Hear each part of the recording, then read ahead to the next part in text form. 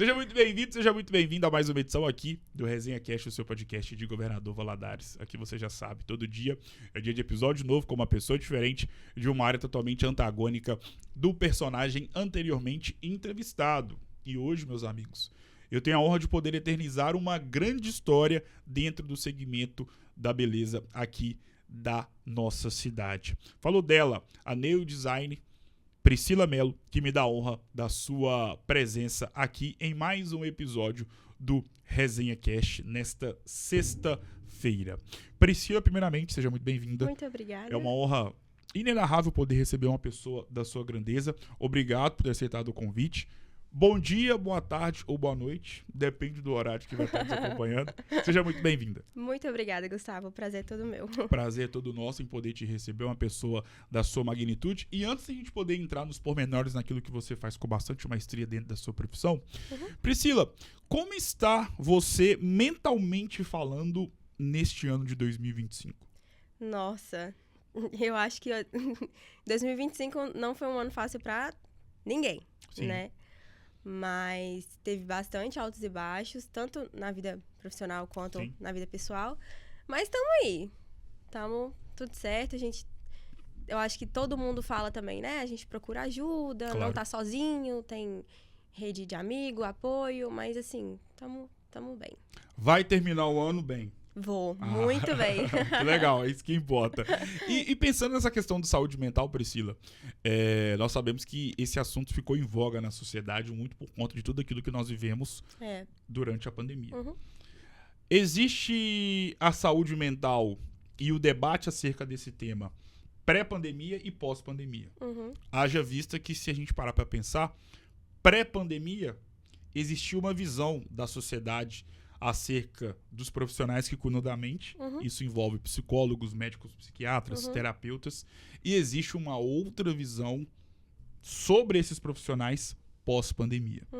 Haja vista, nós temos visto aí o corpo, a abrangência, a importância que esses profissionais ganharam e vem ganhando na sociedade em pleno 2025, né? Ou seja, no período pós-pandemia. Feita essa pequena introdução, qual foi o grande legado que a pandemia deixou na sua história de vida? Nossa, eu acho que, pra mim, a pandemia me ensinou muito a estreitar laços que são realmente importantes. Porque ela pegou muita gente de surpresa, Sim. né?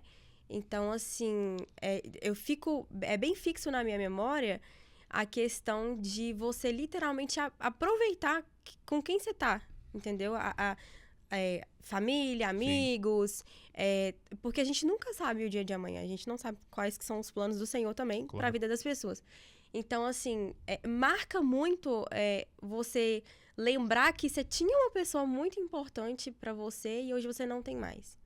Então, eu fui muito marcada e tocada nesse sentido de, cara, eu tenho que aproveitar cada momento que eu tenho com as pessoas que são realmente importantes. Que se um dia não foi a pandemia, vai ser outras histórias, outros momentos que podem fazer com que tudo um dia seja diferente, né? Durante todo aquele período de 2020, o início de 2021, que também foi marcado por uma onda muito forte, que eu lembro que, de acordo com os cientistas, na época foi até mais forte do que quando iniciou a pandemia em 2020, né, o que veio em 2021. Enfim, qual foi o período mais marcante dentro desses 2 anos pandêmicos, podemos dizer assim? Você fala em todos os sentidos? Sim. Eu acho que o início pro final, pro meio, na verdade, né? Desculpa. Foi marcante porque foi muito turbulento, né? Só falava disso e era pandemia pra cá, pandemia pra lá. E o trabalho também ficou muito comprometido. Então, assim, a cabeça ficou muito bagunçada, não tinha um norte, uma direção. Então, assim, eu considero o início muito ruim. Depois a gente vai acostumando com aquela ideia de que você não pode sair sem máscara, você tem que ter cuidado com o contato e tal, e aí parece que entra na sua rotina, entra na sua vida, que agora é um novo jeito de viver, né? Mas o início não, o início assusta muito. Como era a Priscila Mello nos tempos de escola? Eu acho que eu me considero uma garota normal, mais séria também, mais tímida. Só sentava, estudava, mesmo não era de muitos amigos. Sempre fui mais séria. E, assim, estudando mesmo e fazendo o normal mesmo. Nada de muito... Nada de bagunça. Não. Que bom! Gostei da sinceridade. E sobre o período escolar, nós sabemos que é um período muito marcante das nossas vidas, pelo fato de que é um dos períodos onde tudo aquilo que nós vivemos nesse tempo, jamais viveremos pro resto das nossas vidas. Não só aquilo que a gente vive dentro da escola, nos afazeres da escola, mas principalmente sobre aquilo que é a nossa vida durante o período escolar. Isso. Tem um tópico muito marcante, na minha opinião, e fica à vontade para poder concordar ou discordar, que no período da escola, a nossa única obrigação era qual? Passar de ano. Diferentemente do que é a vida adulta. Todo dia você tem uma obrigação diferente. Ô, saudade da e obrigação. E uma mais séria do que a outra. De só estudar. Exato. Logo, é um momento muito marcante das nossas vidas, muito gostoso de se lembrar. Feita essa pequena introdução. Qual é a grande lembrança que você tem dos tempos de escola? Aquele tipo de lembrança, Priscila, que quando você passa em frente a uma das escolas que você estudou, ou a escola que você estudou durante toda a sua vida, independentemente do dia, do horário, do que você estiver pensando na cabeça, vem na sua cabeça na hora.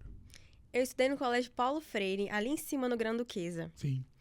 E durante todo o período que eu estudei no Paulo Freire, na época, hoje eu acho que não tem muito mais disso, mas na época eles liberavam os alunos mais cedo.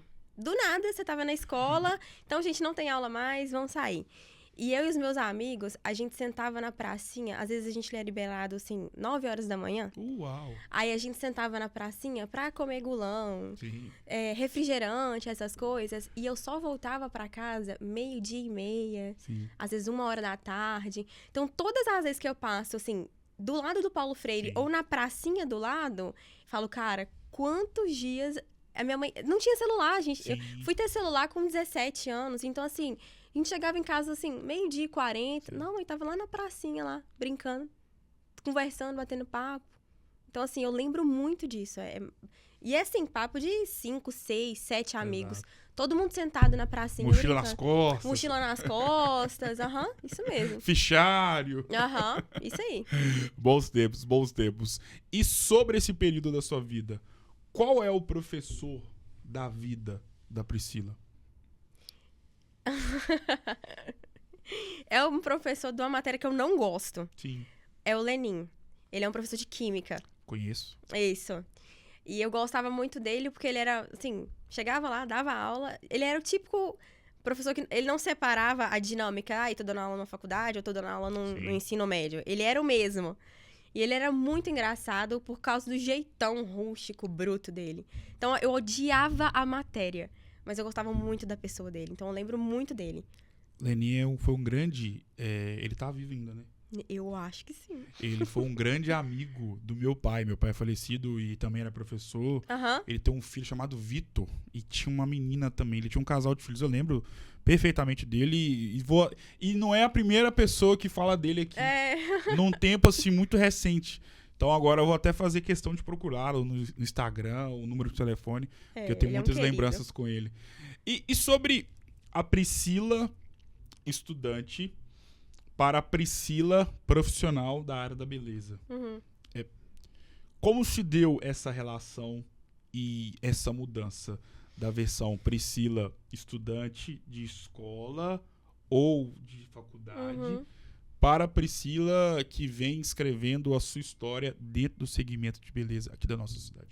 Olha, eu nunca fui uma adolescente ou uma jovem que prospectou a vida baseada numa graduação. Eu sempre pensei em fazer. Sim. Mas eu nunca vi aquilo como, meu Deus, se eu não fizer, eu não fui ninguém na vida, não me realizei.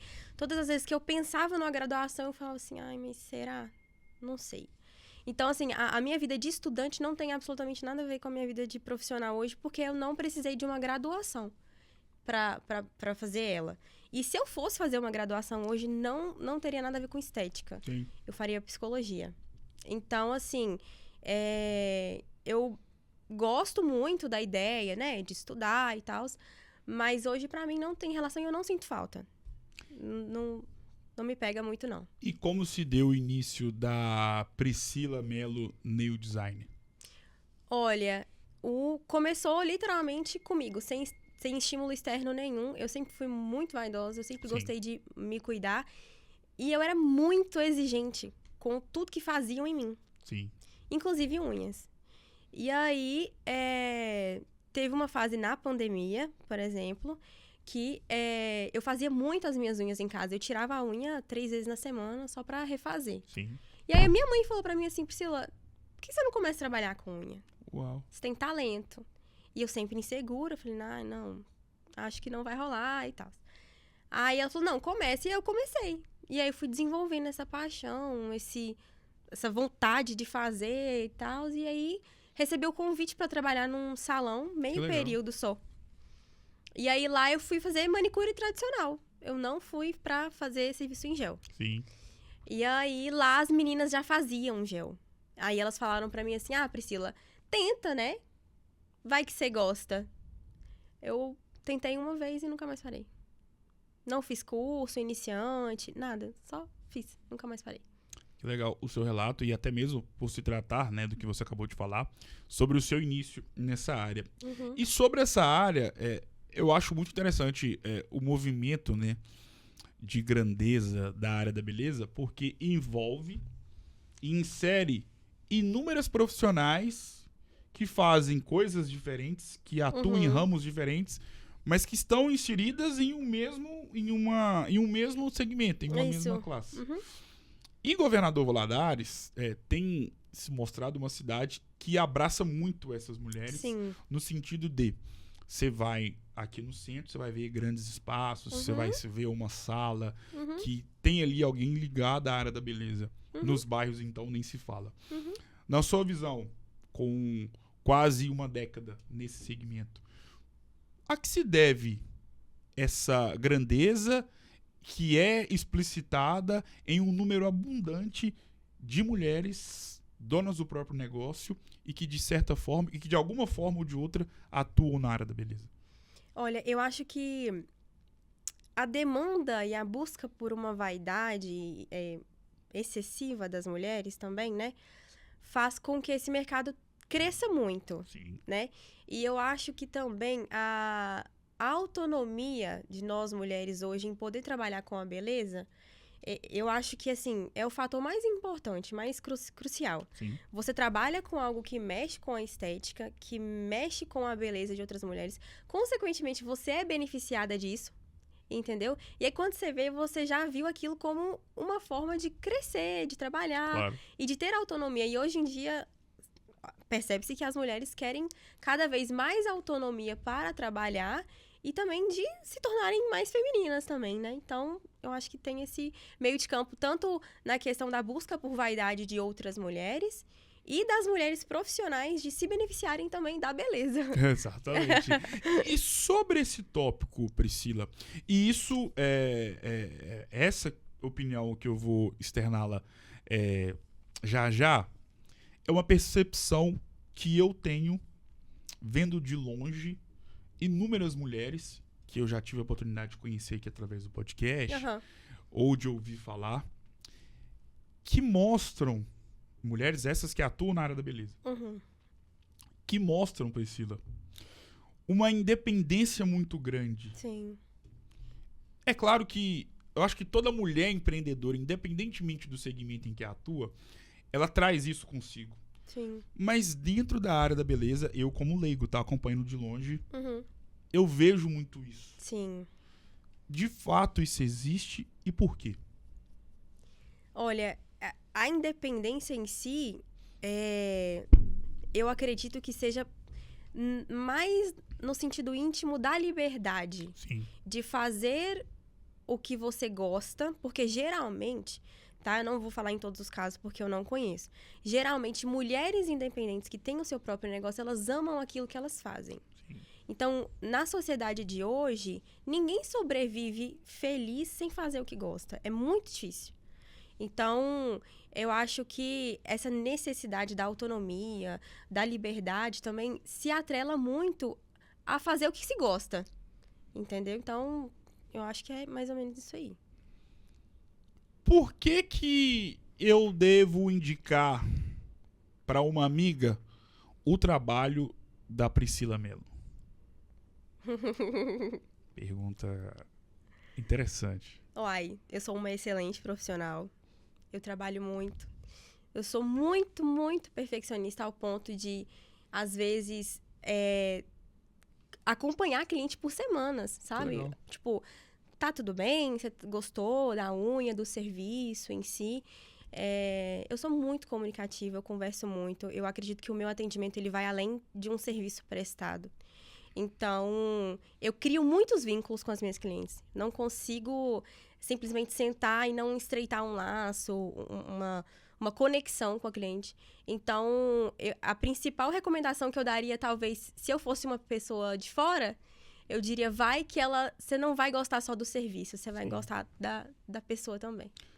E eu fiz essa indagação porque um outro tópico que eu vejo que é muito visível nesse segmento é a necessidade do próprio nome da profissional se tornar e se estabelecer na cidade como uma grande marca. Sim. Só que se estabelecer na cidade como uma grande marca nessa área não é do dia pra noite, não é só colocando lá o seu nome na rede social. Existe uma construção por trás. Sim. Construção essa que, no seu caso, começou lá em 2019. E hoje estamos em 2025. Sim. Como você define a história que você já escreveu, vem escrevendo e escreverá por muito tempo dentro desse segmento? Olha, com muito esforço, que eu acredito que todo mundo que quer crescer precisa pensar no esforço, né?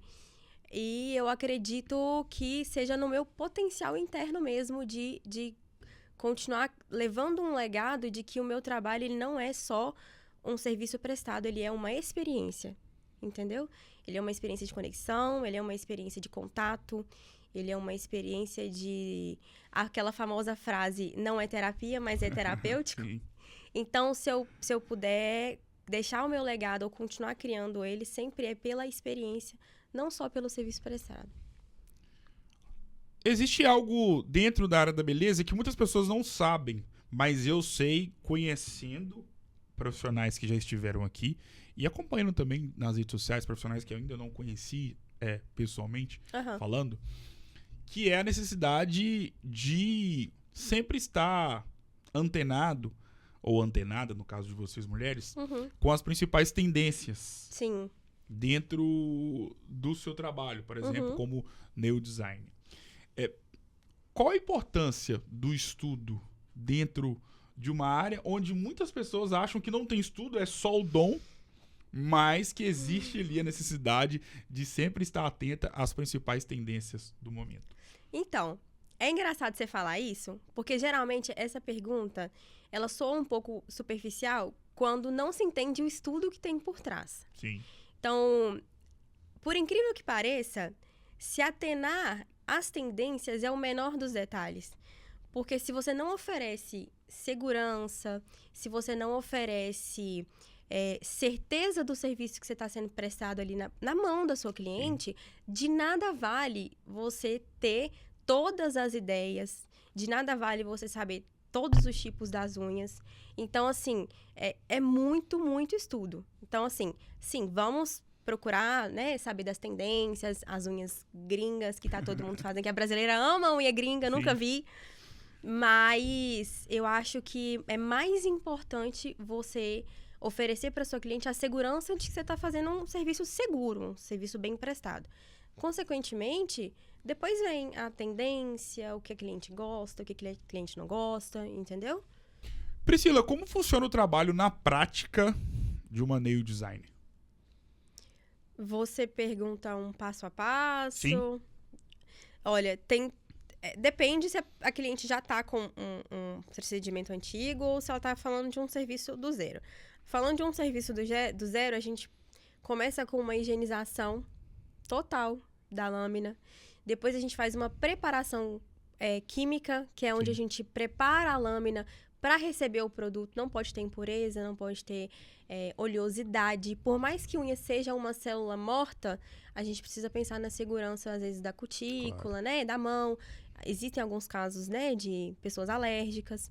Depois vem a etapa de construção, que é quando a cliente decide qual formato ela quer. E aí a gente constrói. E existem várias formas de extensores hoje, muitas. E aí depois a gente faz a construção, todo no processo da lixa ou no acabamento motor.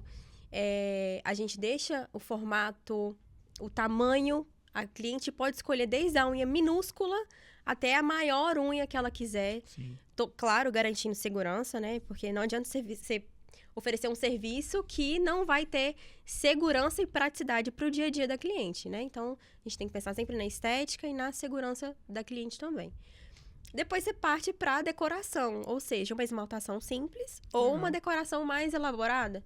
E aí você finaliza de acordo com o desejo da cliente mesmo. É um passo a passo bem detalhado mesmo, não pode faltar nenhum. O quanto que você é realizada, profissionalmente falando, sendo uma nail designer? 100%. Não, acho que não existe nenhuma lacuna de falta, assim, sabe? Sou muito, muito realizada. Não me vejo fazendo outra coisa. E de onde que vem essa sensação e esse sentimento de realização atuando no trabalho onde você está inserido? Das minhas próprias clientes. E assim, elas externizam a forma como elas gostam, de como isso mexe com a autoestima. Sim. De como parece mínimo, parece bobeira. Mas uma unha bem feita é tudo, às vezes, na semana de uma mulher, no dia de uma mulher, entendeu? Então, assim, a realização delas me preenche, faz com que eu me sinta muito realizada também. E tem aquela questão que a gente falou lá atrás, de você fazer o que você ama, né? Então, assim, se você atrela a satisfação do seu cliente a fazer uma coisa que você ama, eu acho que é impossível você não se tornar uma pessoa realizada. O que é autoestima para vocês, mulheres? Eu acho que autoestima é você se sentir bem consigo mesma e ir atrás de se sentir bem consigo mesmo. Então, cabelo, unha, às vezes maquiagem, o corpo importa muito. Sim. Então, assim, às vezes a cliente não precisa, ou a mulher em si, de estar com tudo isso em dia para se sentir bem. Mas uma coisa ou outra, sim, entendeu? E entender que ela é linda, que ela é maravilhosa. Não, ela não precisa de muitos estímulos externos para poder ter autoestima. O que é necessário para poder estabelecer uma relação de fidelização com os clientes, ou com as clientes, melhor dizendo? A experiência que você oferece com ele, além do seu serviço. Eu já vi muita gente que foram em outros profissionais, tiveram o resultado muito bom, eu como profissional reconheci isso, sim, mas não se identificaram com a experiência interpessoal do profissional. Então, para mim, nada adianta prestar um serviço excelente para a cliente, um serviço em que ela nitidamente vai sair satisfeita, se ela não gostar de mim. Se ela não gostar da experiência que eu ofereci como pessoa, sim, como humana. De me atentar às necessidades básicas, porque mulher fala. Exato. Nas entrelinhas ela fala. Sim. Então, no primeiro atendimento, eu já consigo identificar inúmeras necessidades dela que ela tá procurando na unha se satisfazer. E não vai ser a unha que vai resolver, mas a unha vai melhorar. Então, se a minha experiência pessoal com a cliente não for boa, para mim, o serviço foi jogado no lixo. E dentro de todos esses anos atuando como nail designer, e reforçando a ideia de que você, enquanto nail designer, realça e reforça e faz até aparecer autoestimas que, por muitas das vezes, pelas próprias mulheres, essa autoestima não vinha ou não era reconhecida por elas mesmas. Qual é a grande história que você já ouviu e que, através do seu trabalho, dentro do seu espaço, você teve a felicidade de saber que o seu trabalho, que você se dedica há tanto tempo, foi instrumento para o realçamento de uma autoestima. Por incrível que pareça, as histórias que mais me tocam são de mães. Mães sem rede de apoio, Sim. Mães com filhos muito pequenos, que às vezes no início da maternidade, elas deixam de se cuidar para se doar à família, para se doar aos filhos. E recentemente eu vivi uma experiência muito boa em que eu e a cliente, a gente se abraçou e chorou. Porque a gente foi estabelecendo um contato de amizade, onde a gente foi compartilhando experiências mais profundas uma da outra, e eu percebia que ali, aonde ela fazia a unha, era o melhor momento para ela. Porque ela falava, e a unha deixou de ser a parte mais importante. E aí, eu acho que o penúltimo contato que eu tive com ela falou, nossa, Priscila, eu acho que, assim, se não fosse você fazendo a minha unha, o contato que eu tenho com você uma vez no mês, eu já tinha pirado a cabeça. Porque são tantas pressões dentro de casa, é tanta coisa que eu faço, que eu chego aqui e eu desligo. E assim, ela falou, eu não tô bem, não tô numa fase boa, tá tudo desmoronando ao mesmo tempo, tô sozinha, não tenho família aqui. E eu chego aqui, eu conto tudo pra você, a gente faz graça disso e eu vou embora mais leve, entendeu? Então, assim, na hora que ela falou aquilo, eu falei assim, gente, não é só uma unha que faz isso, não. Qual é o grande sonho que você já realizou sendo nail designer? Olha, independência financeira. E os bens materiais que ela te proporciona, né? Óbvio, a gente tem que levar em consideração. E a independência financeira com o serviço de nail designer hoje, antes era superestimado, hoje não mais. Porque as pessoas veem o retorno financeiro que isso te dá. E o poder de continuar investindo no meu trabalho. Sim. Entendeu? Então, assim, pra mim isso é fantástico. Qual é o grande sonho que você almeja realizar sendo nail designer?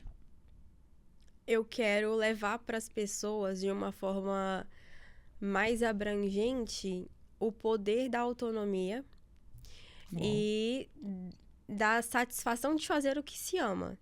Então, assim, mais do que às vezes dar um curso, ensinar a profissão, eu como mulher quero fazer mais, sabe? Eu quero palestrar, eu quero sair para fora.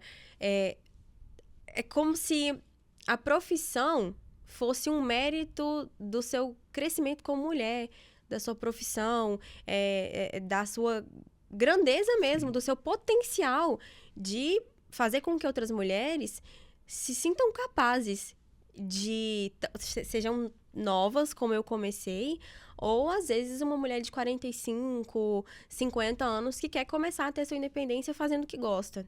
Então, eu acho que, assim, eu quero muito, e já comecei, já estou fazendo, por mais que em pequenos passos, mostrar para as pessoas para as mulheres que não tem tempo. Não tem tempo. Você é o que você é no tempo de agora e é só fazer. A nossa vida é como se fosse um livro. Sim. Com páginas positivas e páginas negativas. São assim todos os livros que já foram lançados e todos que serão lançados por toda a eternidade. Uhum. E o mais interessante é que se a gente parar para pensar, que todo livro que se preze tem páginas, tem a capa, tem a contracapa, tem a introdução, tem a numeração das páginas, tem uma ilustração para poder chamar a atenção na capa do livro. E tem uma outra coisinha que começa com a letra C, além da conclusão também, que todo livro tem. E que você vai me responder agora. Você tá falando de... Todo livro tem esse tópico que começa com a letra C. Já falei capa, conclusão, contracapa. E você vai me responder o outro tópico que começa... A conclusão? Não, já você já falei. falou. Nossa, brincando de charadinha comigo. Capítulo. Tá, aham. E igualmente nos capítulos dos livros, existem capítulos na nossa vida enquanto seres humanos. Bons ou ruins. Sim. Alegres ou tristes. Uns contando histórias maravilhosas e outros contando histórias não tão bonitas assim. E é assim a nossa vida. Sim. Só que o mais interessante é que Deus nos dá a propriedade, e ele é tão maravilhoso também por isso, obviamente, além de outros milhões de motivos, ele também é maravilhoso por isso, pelo fato de que ele nos dá a autoria de fazer com que nós mesmos possamos escrever os capítulos das nossas vidas. E enquanto ser humano, os nossos capítulos podem vir através de diversas formas. Sim. Pode ser um dia, pode ser um momento, pode ser um período, pode ser um ano muito marcante. E podem ser pessoas únicas, marcantes e fundamentais na nossa história de vida. Feito essa pequena introdução, como você classificaria e o que você falaria a respeito do capítulo que atende pelo nome de Marta? Minha mãe? Nossa, eu acho que ela é a pessoa mais importante, porque foi ela que se esforçou muito para falar, não, minha filha, você tem talento, você tem potencial, vai, faz, você já faz a minha, já faz das suas amigas. Então, eu acho que se não fosse ela, e ela até hoje, porque durante a minha caminhada, eu posso parecer nova, mas foram imensos desafios, imensos mesmo, que eu falei, não, vou pra algo mais objetivo, vou pra uma coisa mais óbvia, né? Que às vezes se não dá certo é só desistir e tentar outra coisa. E ela sempre martelou no meu ouvido e ela sempre foi a minha cliente mais exigente. Então, ela não teria Priscila profissional hoje se não fosse ela.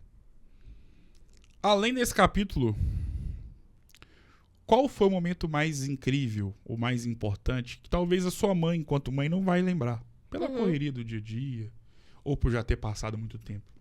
Mas você, enquanto filha, jamais vai se esquecer desse dia.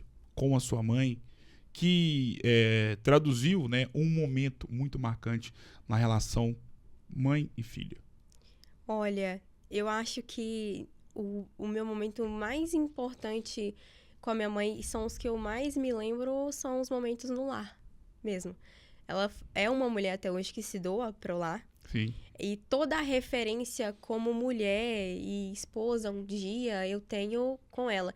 E eu lembro que a coisa que eu mais gosto de fazer com ela é ficar na beirada do fogão, fazendo ela rir, ou contando história, ou zoando. E eu sou assim desde sempre. Sou a filha que mais é expansiva, conversa mais, não tem, às vezes, filtro. Então, eu tenho muitas lembranças boas de eu falar as coisas com ela e ela, que isso, menina? Para com isso. Entendeu? Então, assim, ela não vai lembrar, mas, assim, as fases mais importantes pra mim foram com ela no lar mesmo, nos afazeres domésticos, que eu acho que são as coisas mais... que ficam mais dentro da gente mesmo. Além desse capítulo, você tem um outro capítulo que é um sobrinho muito importante para a sua existência aqui na Terra. Quem é ele e por que dessa importância? Nossa, aí você me pegou. O Léo, ele... Vou dar até vontade de chorar. Fique à vontade, por favor. Ele é filho do meu irmão gêmeo, que recentemente ficou viúvo. E... Peraí só um pouquinho. Se quiser tomar água, fique à vontade. Ele é meu irmão gêmeo. Recentemente ficou viúvo. E no processo em que ele ficou viúvo, eu sofri muito por ele, óbvio, né? Pela perda e tal. O Leozinho não tinha feito nenhum ano ainda, né? Quando ele perdeu a mãe. E eu passei por uma fase onde eu não pude ter muito contato com ele. Não pude vê-lo crescer de forma muito, muito próxima. E agora que eu tô, assim, tendo mais contato, vendo ele crescer e tal. Então, assim, é um amor inexplicável.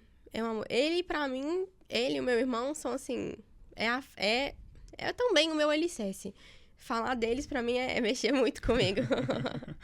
E sobre esse irmão e esse amor que vocês possuem, um com o outro, qual a importância dele na vida da Priscila Mello? O Matheus, ele é o cara que mais me joga pra frente. Ele não me impulsiona, ele me joga pra frente.